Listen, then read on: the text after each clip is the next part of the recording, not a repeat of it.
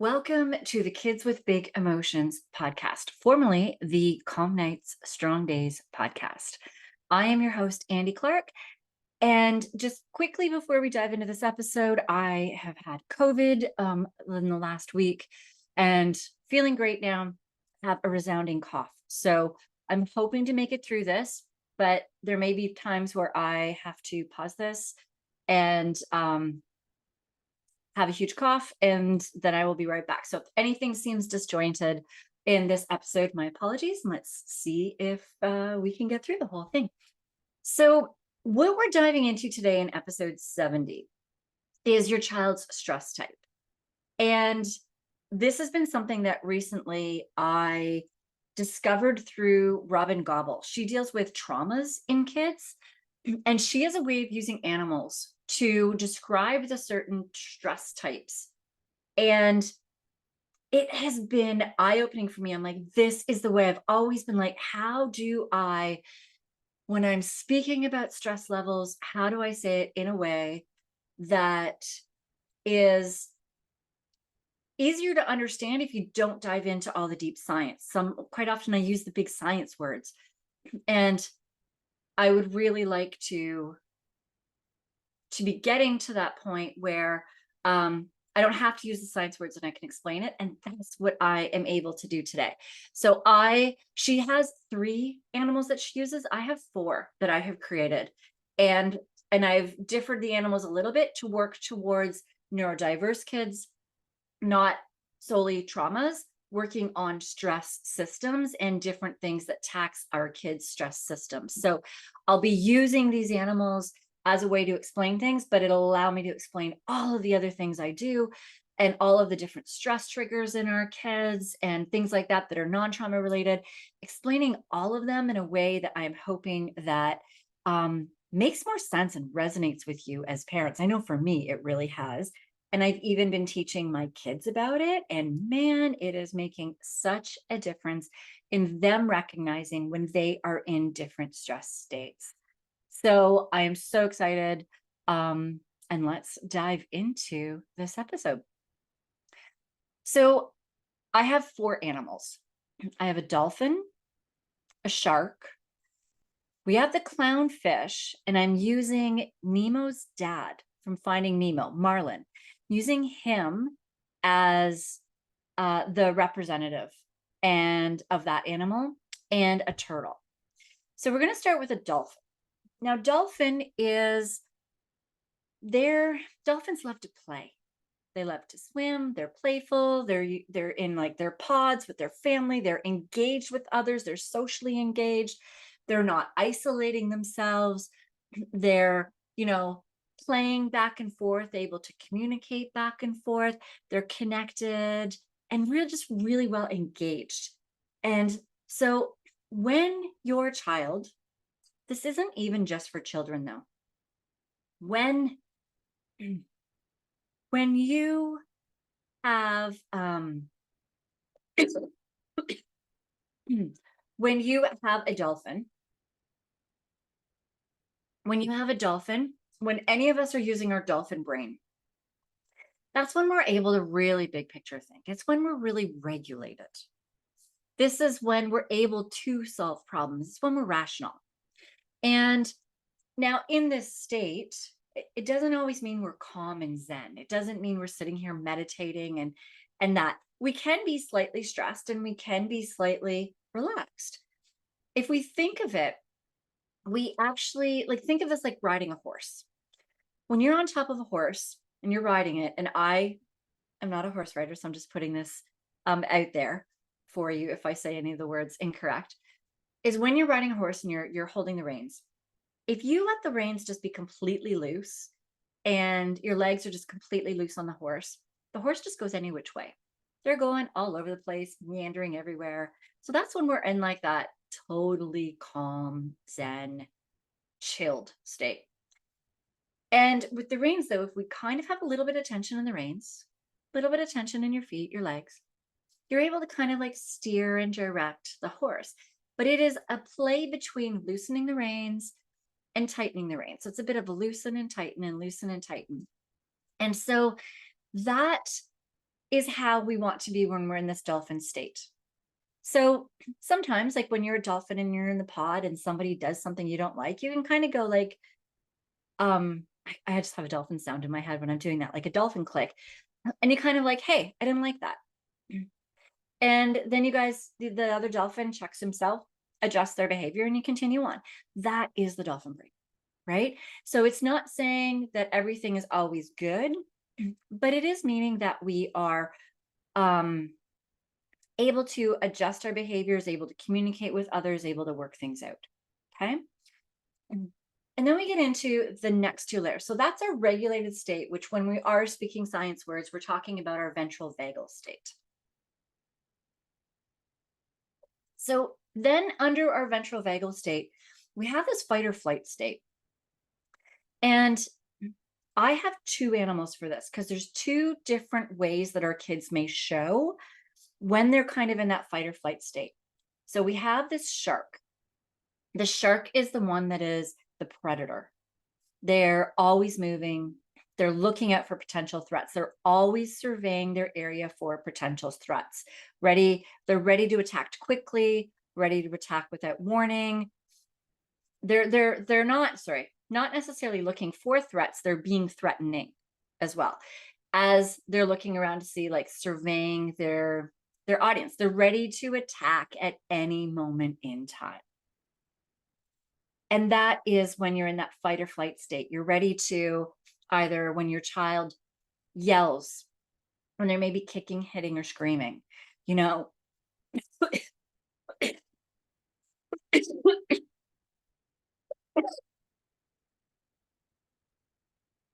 All right, we're doing pretty good with this cough.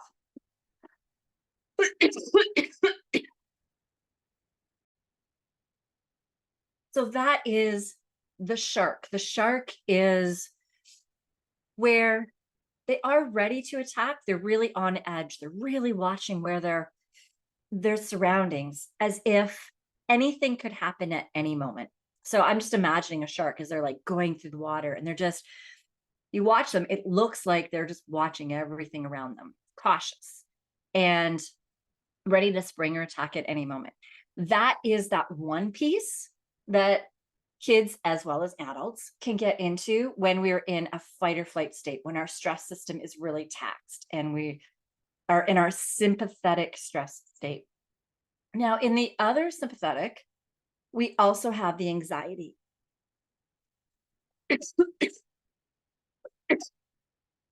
So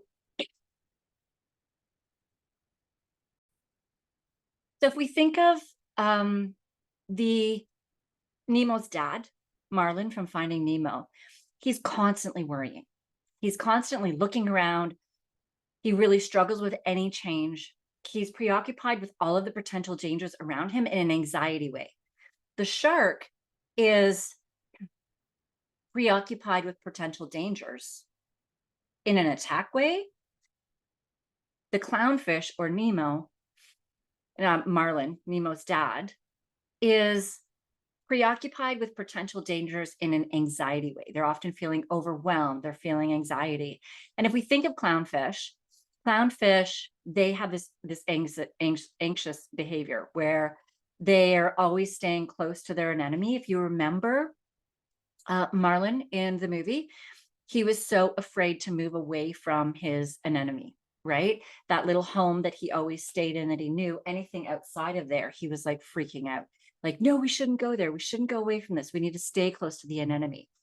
And so clownfish, they stay close to that anemone, and then they show very skittish responses to new situations. So whenever anything new comes by, they boom, like just run, hide, like those total anxious behaviors. We think of Marlin as well, didn't want to be away from Nemo to go too far. And that's where too our kids might get in this anxiety state where they don't want the parent to go too far from them. They may have like a parent or a sibling or something that they know that they feel safe around, and that's where they stay in. They always want to stay in that. So that is your clownfish or Marlin, Nemo's dad. And those are both fight or flight. And then the last one that I have is your turtle. Now, a turtle is when you're in the freeze stage. The freeze is where you are just slowing down, you're withdrawing. So you think of a turtle, they withdraw into their shell if they need to protect themselves. These might be kids that don't answer you when they're stressed. And when I'm saying don't answer you, this could be like they're stressed doing their homework, or they're stressed playing a game and they're struggling to answer your questions. Like they almost like shut down and get very quiet. It's not like it's a kid who may not voice their thoughts or ideas anymore. A kid who is just quiet, and not quiet in a, hey, I'm just enjoying this piece and I'm super calm, quiet. It's with almost like a withdrawal, right? This is where, if we are dealing like with stress systems, this is where you get like depression and stuff. But with kids, how we see it is they're not necessarily wanting to play with other kids. They're not engaged in a lot of different things. They may not show a lot of interest in different things, or they might just be really quiet and get into that protective shell all the time. We may say, oh, they're shy, which the child may be completely shy. And once they warm up to people, but they may be in that turtle when you first go to somebody's house. And then eventually they go from the turtle and move into the dolphin. So this is where we start understanding that when kids are displaying these animals, these characteristics, these traits, they're actually giving us such good information as to where they are in their stress system. Where's their stress state? If they're really anxious about everything and worrying about where are you going, what are you doing, or if they're getting angry, agitated, yelling, fighting, speaking words that aren't nice, that's them being in that shark. So both of those are fight or flight state. And when you're in that fight or flight state, or when you're in the freeze state like the turtle, we're not in our dolphin brain. So we're not able to, we react differently when we're being checked. So like I said before, when the dolphins are playing and maybe one dolphin does something to the other dolphin and the other dolphin's like, hey, stop doing that. The other one's like, oh, sorry. And they continue on. They want to adjust their behavior or what they did, and they move on. That's what they can do in a dolphin state. But when your child is in a shark, a clownfish, or a turtle state, they can't. So we may be putting demands on them, telling them that, you're going to be okay. It's going to be fine where we go, or go play with the other kids. Go, like, move away from me right now and go out and play. Or, calm down, stop hitting, stop doing these things. And the thing is that when the child is in those brains, the shark, the clownfish, and the turtle, they're really struggling to big picture think. And I mean, it took me a while to really wrap my head around this and start thinking that everybody is doing the best they can. And these kids are not bad by nature. Even kids that are tearing apart rooms, that are breaking things, that are damaging things, that are saying violent verbal things, they're not bad kids. Their stress system is in the shark mode, or they're in a clownfish mode where they're anxiety and totally stressed out, or they're a turtle where they're just freezing and shutting down. This goes for people too. I know in relationships too. Like, I am more the shark, where I will want to know what's going on. I want to know what's bothering my husband right then and there. I want to dive into it. And he goes into turtle. He actually, the more that I press him in shark mode, the more that he dives into his turtle, into his shell, and actually can't answer my questions. I'm saying can't. It's not that he does not want to, he wants to, but his body has gone into such protective mode because of that's how his stress system learned to react to keep himself safe growing up. And that's how mine learned to react to keeping myself safe growing up.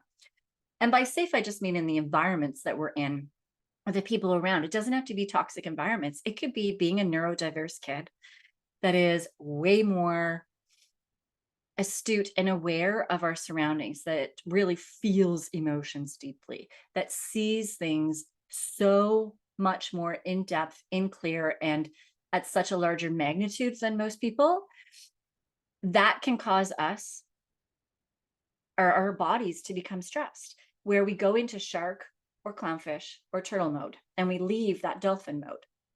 So it's really important to, and this is what I was saying, just took me so long to get my head around, is that everyone's doing their best.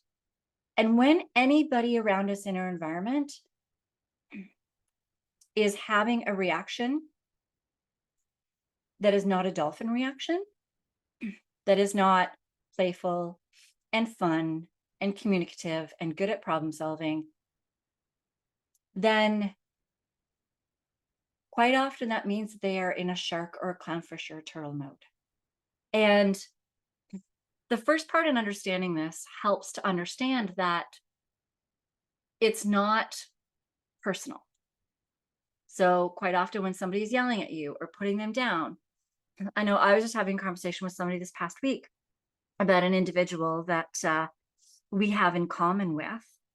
And I told them that I've finally dug deep enough into myself and working on myself to realize that when they are picking at me, putting me down for things, being snippy with me, that I know that it's actually not me. I know that it's them in their shark mode.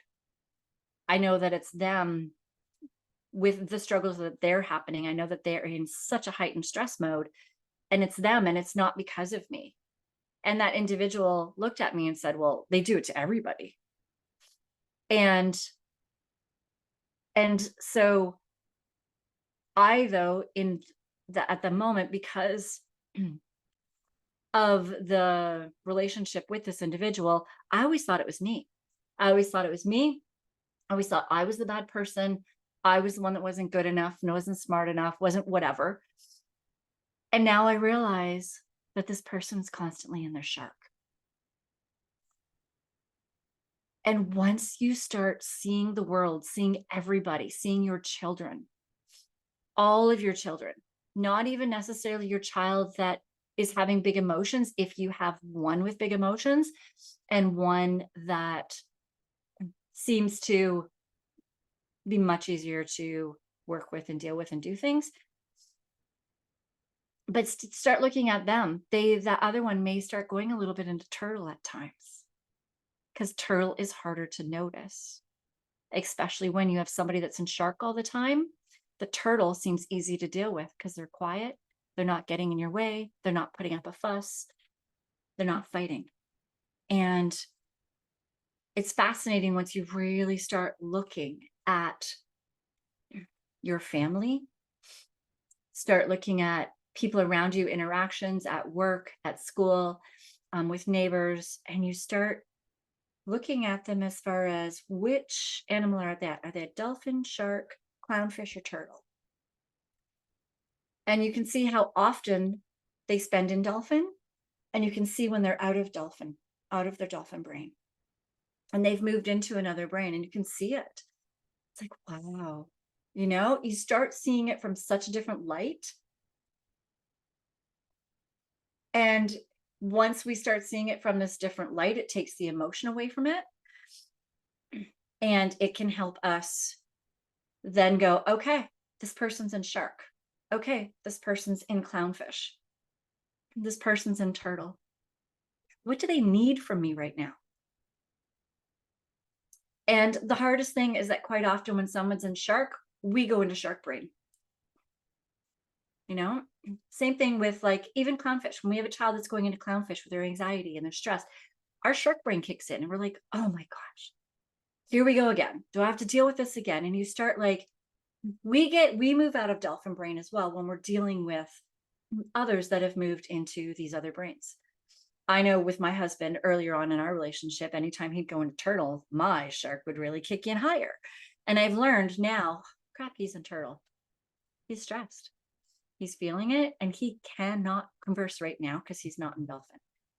And so I'm like, hey, what does he need right now in order to get back into dolphin? I'm making this sound simple. It's not. Sorry. It kind of is simple a little bit in the concept, but it's not easy to execute. When you yourself have switched out of dolphin, it is really, really hard to stay calm, stay rationalized, and really figure out all of the things to be doing. So there's a lot of dynamics to this. And my hope from this episode here is for you to first start understanding these animals and start taking observations, right? So what we talked about today are the dolphin, when you're regulated, when you're able to, swim playfully, feeling safe, you're feeling connected, you're feeling engaged, you're able to think, problem solve, and really you can still see the threats around you, but you're seeing them from a way that is able to problem solve. And then we've talked about shark, which is when you're in that fight or flight state, that heightened stress state, where the shark is moving, looking out for potential threats, ready to attack quickly without warning. It can come out of nowhere. And we have the clownfish. So just like Marlin from Finding Nemo, Nemo's dad, really struggles with change. So preoccupied with potential dangers all the time and feeling so overwhelmed by anxiety. And they get like this skittish response to new situations, don't like change. And we have the turtle, where they slow down in their movements. You may notice speech slows down as well. Those kids may speak a little slower, which may at times seem like they're actually calm. It might be deceiving. They're like, oh, they're speaking slower in this calm, grounded way. But you start realizing that's actually turtle. It's actually a stress response. And then they start withdrawing into their shell in order to protect themselves. So just start observing. Start observing your kids. Start observing how often, if you have a child with big emotions, is it shark? Is it clownfish? Or is it turtle? How often do they spend in that? And do you see those moments where they get into dolphin? How often are they in dolphin and how often are they in one of the others? Start just noticing that.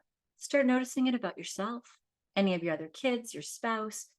Just start noticing. That's what I'm hoping for you to get from today, is to start noticing, because we are going to be using these animals, these analogies, throughout so many of future episodes in so many things that I speak of, when I'm bringing in executive functioning, when I'm bringing in sleep, when I'm bringing in stress systems, different stress triggers that are happening to kids. All of these things, I'm going to be bringing in these animals as well, in order to help you understand where your kids are regulated and dysregulated from these different stressors that are out there. So hopefully this has been helpful for you.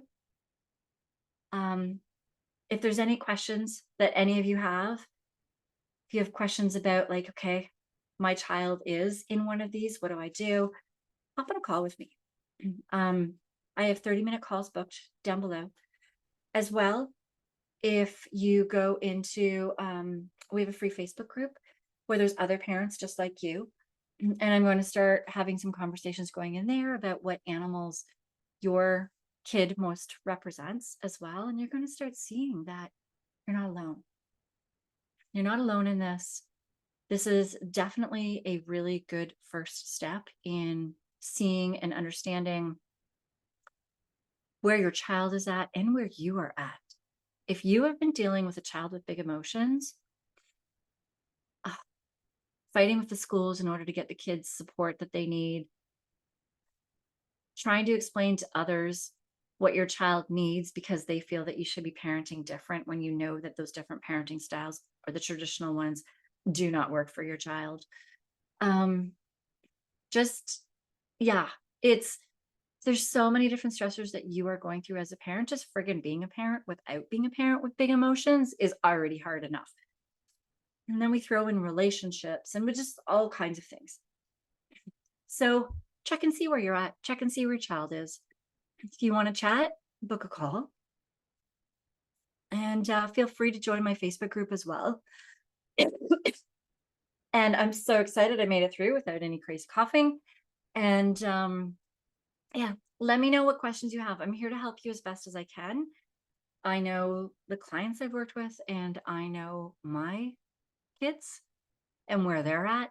And that's what I'm speaking about here, but I would love to speak more about your kids as well. So let me know. Hop on that call and fill me in on what your child is about. The links for both those, the Facebook group and the 30-minute call with me, is down below. It's not a sales call. I just want to put that out there. It's so not a sales call. This is literally, we're going to sit here and talk about your child for 30 minutes. I love to do this, and I want to learn more about you so that I can make this podcast more attuned to what it is that you need and you want as the listener. All right. Any questions? Let me know. All of my information is in the show notes, and I will see you in the next episode.